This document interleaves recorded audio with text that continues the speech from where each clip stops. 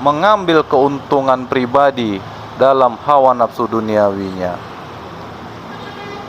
Itu mengapa dapat terjadi? Dikarenakan orang-orang itu kurangnya pendalaman dan pemahaman agama, dan kurangnya ilmu, serta kurangnya nasihat, kajian diri. Orang-orang yang mau dinasihati adalah orang yang paham akan agama. Orang-orang yang mau dinasihati adalah orang-orang yang sanggup untuk mendekatkan diri kepada Allah Subhanahu wa taala, menjadi pribadi yang lebih baik dan lebih ikhlas lagi menjalani segala aktivitas yang ada di dunia ini. Jadi pesan pertama dari Kiai Haji Ahmad Bahauddin Noer Salim, kita pegang terus untuk senantiasa melaksanakan kebaikan dan peka terhadap kebaikan itu sendiri. Jangan salah dalam melaksanakan kebaikan kepada orang yang baik. Jika kita orangnya masih melakukan perbuatan yang zolim, perbuatan fitnah, perbuatan yang jahat, sesama jahat melakukan kebaikan sesama orang yang jahat, itu salah total.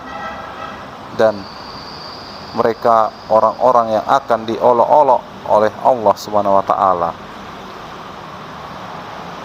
Jadi berbuatlah kebaikan kepada orang yang jelek, guna kita bisa meningkatkan derajat di hadapan Allah dan di hadapan semua saudara-saudari kita di dunia ini. Berbuat baik kepada orang yang telah menjelekkan diri kita dengan membalas kebaikan kepadanya, itu sangat mulia. Jadi tanamkanlah kebaikan kepada orang yang jelek dan balaslah kebaikan kepada orang yang jelek itu. Tidak perlu kita balas dengan kejelekan, tidak perlu kita balas dengan emosi atau dengan ambisi ataupun mungkin dengan egoisnya diri kita. Yang kedua, artikel singkat dari Gus Baha, cantik atau jelek itu sama-sama fitnah. Bertemu wanita cantik rawan syahwat, bertemu wanita jelek rawan meledek. Begitupun dengan alim atau bodoh. Bertemu orang alim rawan hasad, bertemu orang bodoh rawan memperbudak.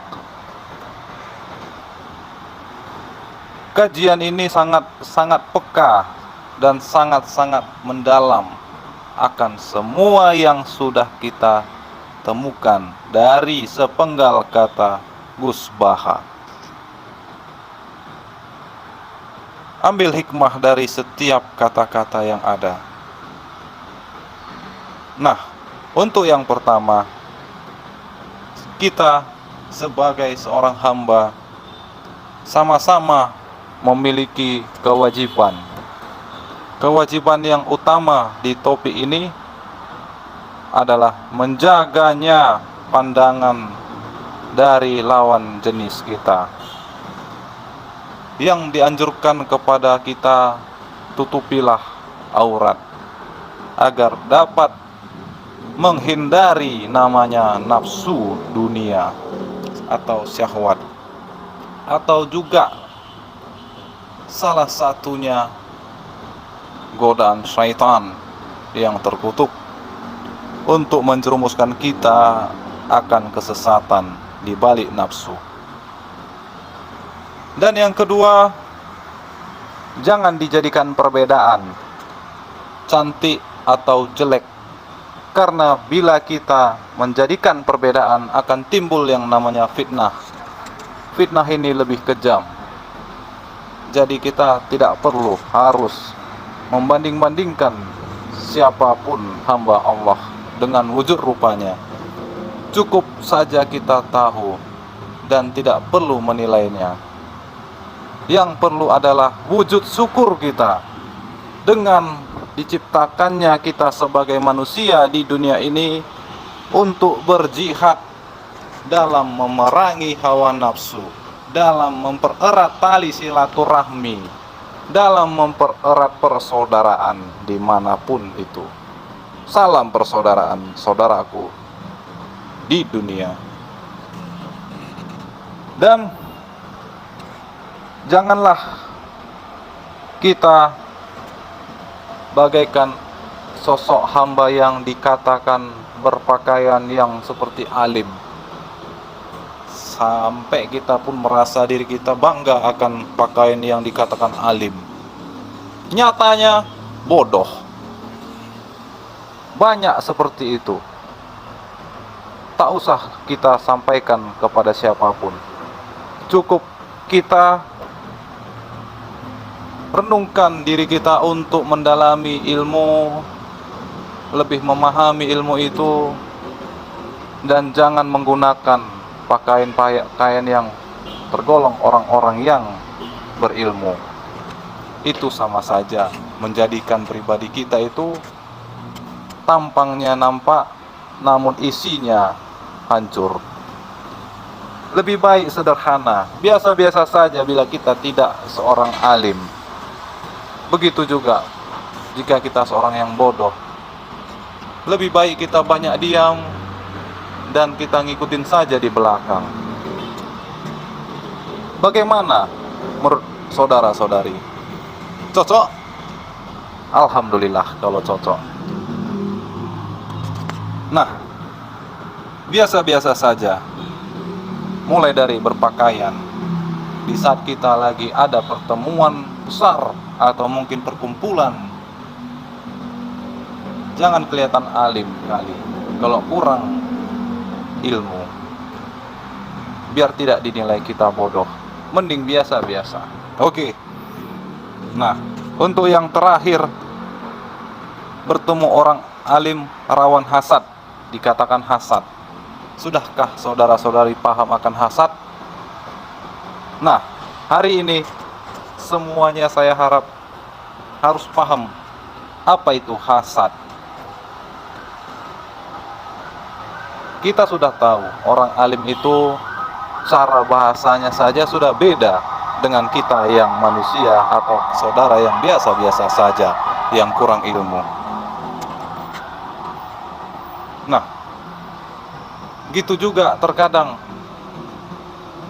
di saat-saat kita sudah memahami ilmu itu juga, yang mungkin dibilang orang kita alim, jangan berbangga diri melihat orang-orang yang merasa tidak mumpuni dengan dirimu atau dengan diri yang sudah kita dapatkan dari ilmu-ilmu itu. Melihat orang-orang di bawah kita bodoh sehingga dapat kita perbudak, jangan pernah. Mengapa seperti itu? Karena hasad akan timbul kepada diri yang membuat diri merasa lebih baik daripada orang bodoh sehingga dapat memperbudak orang bodoh. Itu sangat-sangatlah tidak disenangkan oleh Allah Subhanahu wa taala. Biasa-biasa saja jika kita orang-orang yang alim melihat orang-orang yang bodoh, kewajiban kita sebagai orang yang alim justru wajib memberikan nasihat, memberikan kajian diri, memberikan ilmu-ilmu, mengajak untuk berilmu, mengajak untuk menjadi pribadi yang lebih baik dan lebih muqarrabin di hadapan Allah Subhanahu wa taala dengan amal-amal ibadah yang ada di dunia ini. Bagi yang bodoh, dikatakan orang bodoh, jangan berkecil hati. Sesungguhnya orang-orang yang tidak dikatakan hasad adalah orang-orang yang biasa-biasa saja. Pada dasarnya, orang bodoh itu bukanlah bodoh. Hanya saja kurang minat untuk mendalami ilmu dikarenakan faktor duniawi. Jika kita kurang ilmu, tingkatkanlah ilmu kita. Jika kita tidak tahu cara bagaimana untuk mencapai ilmu, hal sederhananya, laksanakanlah sholat 5 waktu, istiqomah. Bacalah Al-Quran beserta artinya, dan bersolawatlah.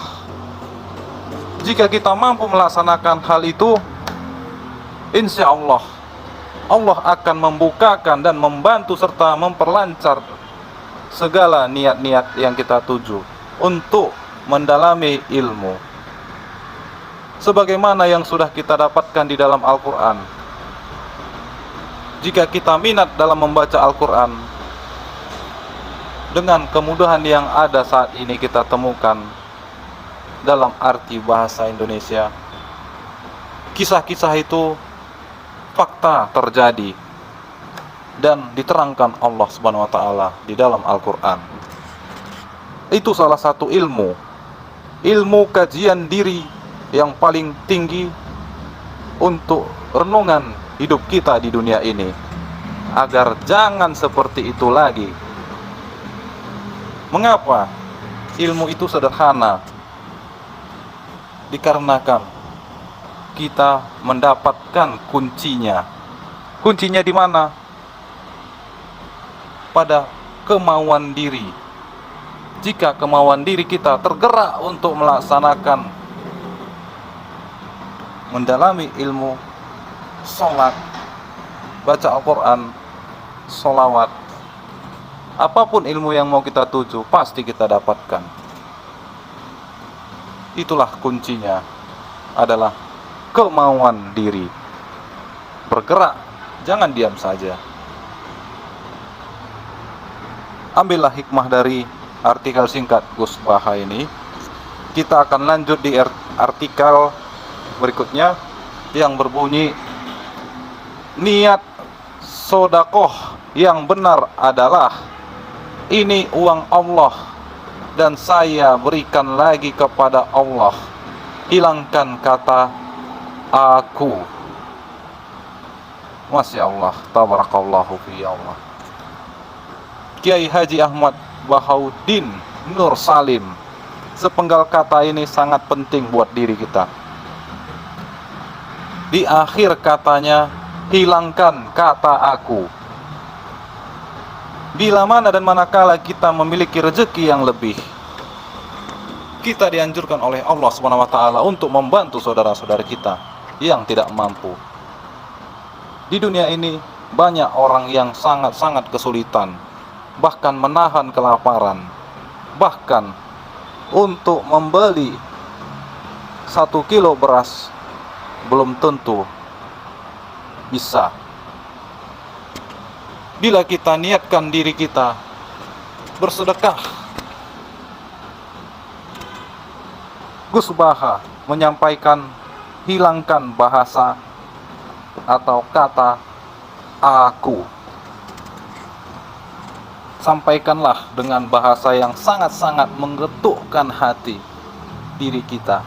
Kita harus bisa belajar mengetuk hati kita sendiri, agar diri kita terpuji pada diri kita, sehingga Allah Subhanahu wa taala juga merasa kagum kepada hambanya yang mulia ini. Dengan bahasa, ini uang Allah dan saya berikan lagi kepada Allah. Luar biasa kan, saudara-saudari? Bahasa yang sangat singkat. Ini uang Allah dan saya berikan lagi kepada Allah. Apakah kita merasa bahagia hati ini? Apakah kita merasa terpuji hati ini? Dari yang kita puji adalah diri kita untuk Allah. Ya pasti kita juga terpuji dan bahagia, sama-sama bahagia. Baik saya maupun semuanya yang mendengarkan, semua akan bahagia. Dan semoga Allah Subhanahu wa taala memberikan taufik, hidayah, rahmat serta syafaatnya baginda Rasulullah sallallahu alaihi wasallam kepada kita semua. Dan semoga Allah Subhanahu wa taala melimpahkan segala rezeki kepada kita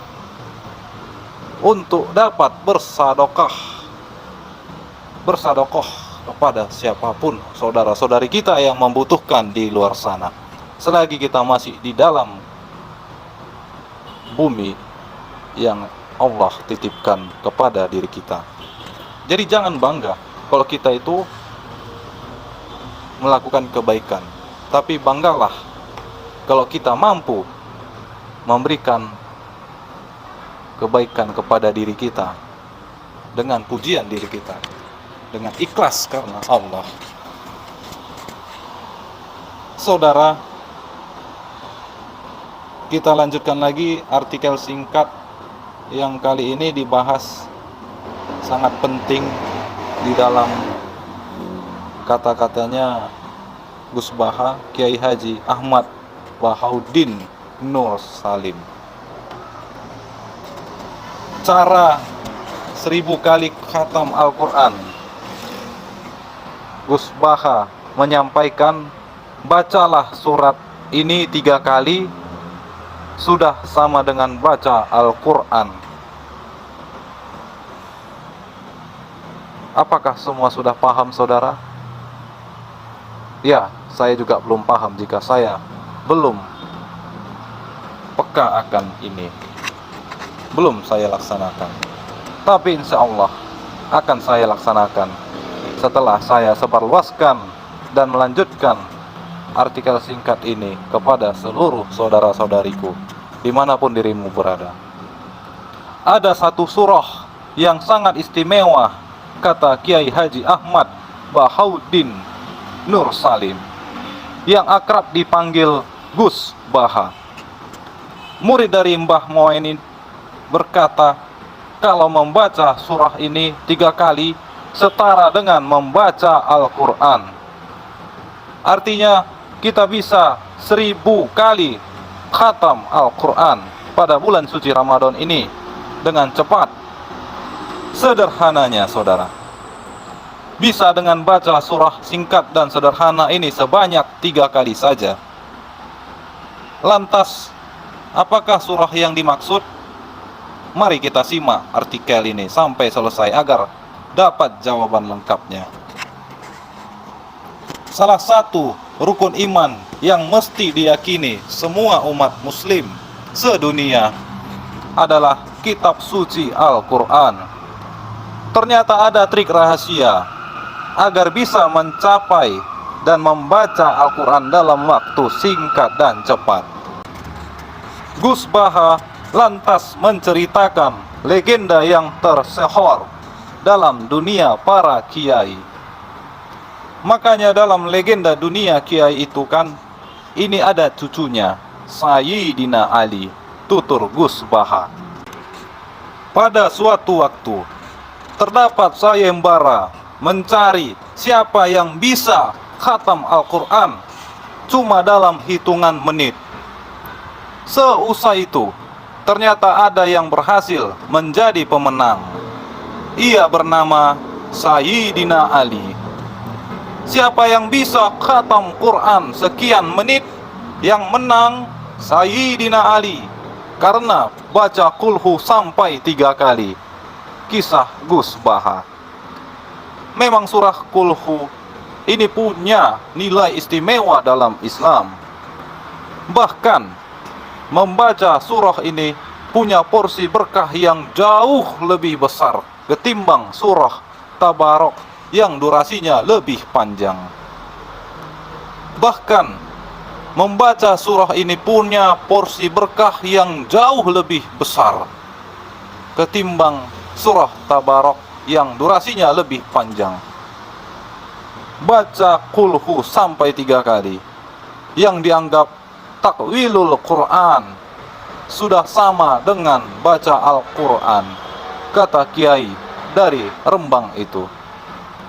Memang di antara keuntungan dari surah kulhu ialah kendati pendek namun menungguli surah yang lebih panjang. Jadi keunggulan surah Tabarok itu 70 surah di bawah surah yang lain, ujarnya. Tapi alhamdulillah, dari semua itu surah Tabarok kalahnya dengan surah Al-Ikhlas imbuh Gus Baha. Nah, saudara-saudari, surah Qul Hu yang dibicarakan dari tadi tidak lain, tidak bukan adalah surah Al-Ikhlas. Al-Ikhlas adalah surah yang paling gampang dihafal dalam kitab suci Al-Quran karena sangat pendek. Tidak mengejutkan kalau sholat tarawih banyak imam yang membaca surah Al-Ikhlas. Sebenarnya para imam tidak sedang mencari cepat, melainkan karena didasarkan oleh dalil yang jelas. Makanya banyak tarawih main Qul Hu. Itu bukan cari cepat, itu dalilnya musalsal ila Rasulullah sallallahu alaihi wasallam. Gus Baha memungkasi ceramahnya. Demikianlah surah yang bisa membuat Anda 1000 kali khatam Al-Quran dalam waktu singkat. Saudara-saudariku, perbanyak baca surah Qul Hu, yaitu surah Al-Ikhlas. 3 kali kita membacakan surah Qul Hu sama kita sudah khatam Al-Quran. Jika kita ingin memperbanyak khatam Al-Quran, perbanyaklah membacakan surah Qul Hu. Sederhana kan, saudara-saudari? Jadi jangan heran jika kita sebagai imam sholat di musola, di masjid, dengan adanya ayat pendek Al-Ikhlas yang kita dengar, bukan mencari cepatnya, melainkan dalilnya musalsal illa Rasulullah sallallahu alaihi wasallam. Jadi Qul Hu itu sangat tinggi derajatnya dibandingkan surah Tabarok. Perbanyaklah saudara-saudariku, perlahan-perlahan kita mendalami ilmu-ilmu yang ada, walaupun sekedar perlahan-perlahan akan banyak kita ketahui. Saudara-saudari, artikel-artikel singkat ini yang saya kutip dari YouTube Nadlatul Ulama Pati, ciri orang penghuni surga, dan juga di-share dari grup WhatsApp yang dapat kita teruskan untuk membangun konten channel YouTube Diari Muslim 5560 aja. Silahkan di-share tanpa mengurangi sumbernya. Belajarlah berperilaku jujur dan amanah, karena adab dan akhlak itu di atas ilmu. Secangkir kopi hangat. Jika sendiri jangan merasa sepi, ada Allah yang mengawasi. Jika sedih jangan pendam dalam hati, ada Allah tempat berbagi. Jika marah, jaga pikiran dan hati. Ada Allah tempat menenangkan diri. Jika susah, jangan merasa pilu. Ada Allah tempat mengadu. Jika gagal, jangan berputus asa. Ada Allah tempat meminta. Jika bahagia, jangan menjadi lupa. Ada Allah tempat memuja. Ingat, ada Allah di setiap waktu kita. Libatkanlah Allah dalam setiap waktu, karena Allah Maha segalanya. Semoga kita semua senantiasa diberikan Allah Subhanahu wa taala tumaninah, ma'aziyadil muhabbah, wa marifatil khoshuh, wa taqarrub, wal husnul inda Allah.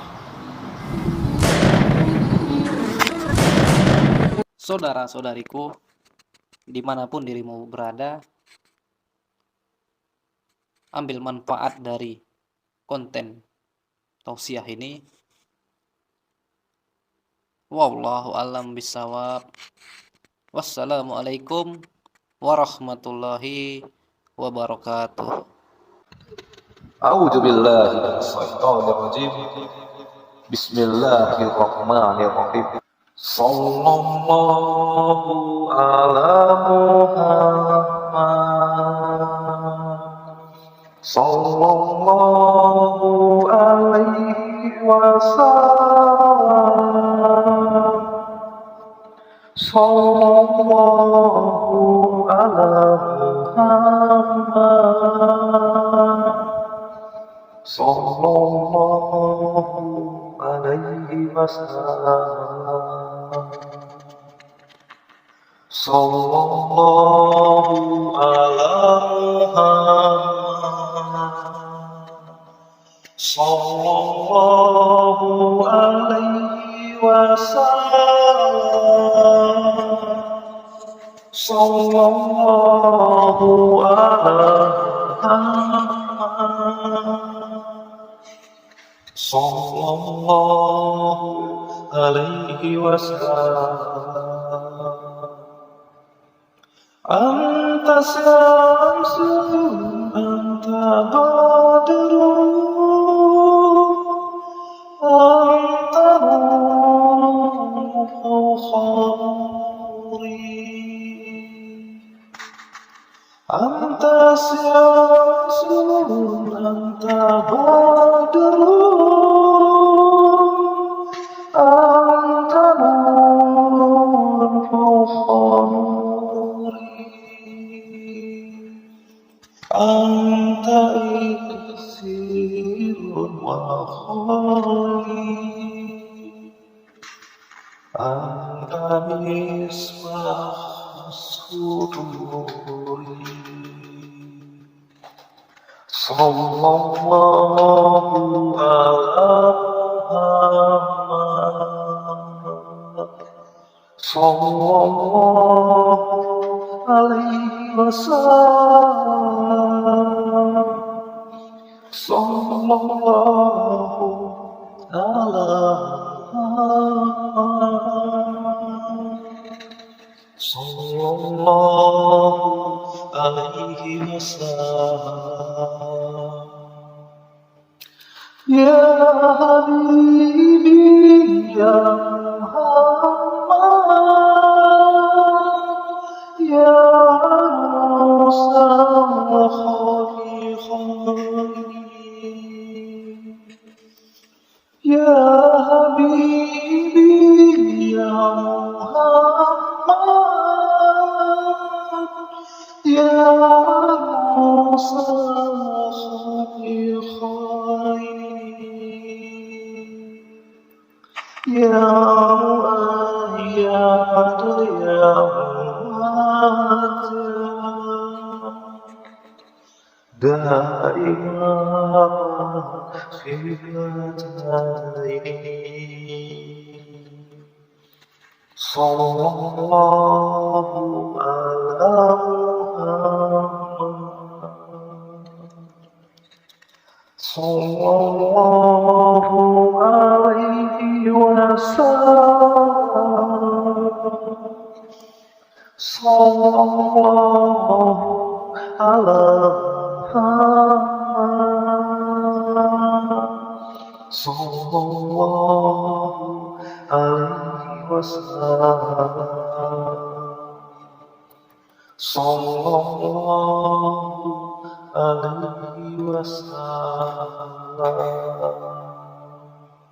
Demikian untuk yang dapat saya sampaikan. Bahwa saya mohon maaf. Segala kesalahan dan kehilafan datangnya dari saya, dan segala yang benar datangnya dari Allah Subhanahu wa Ta'ala. Demi masa sesungguhnya manusia itu benar-benar dalam kerugian, kecuali orang-orang yang beriman dan mengerjakan amal soleh dan nasihat-nasihati, supaya mentaati kebenaran dan nasihat-nasihati, supaya menetapi kesalahan. Quran surat Al-Mas'ah 103 ayat 1 sampai dengan 3. Akhirul kalam, wabillahi taufiq wal hidayah. Wassalamualaikum warahmatullahi wabarakatuh. warahmatullahi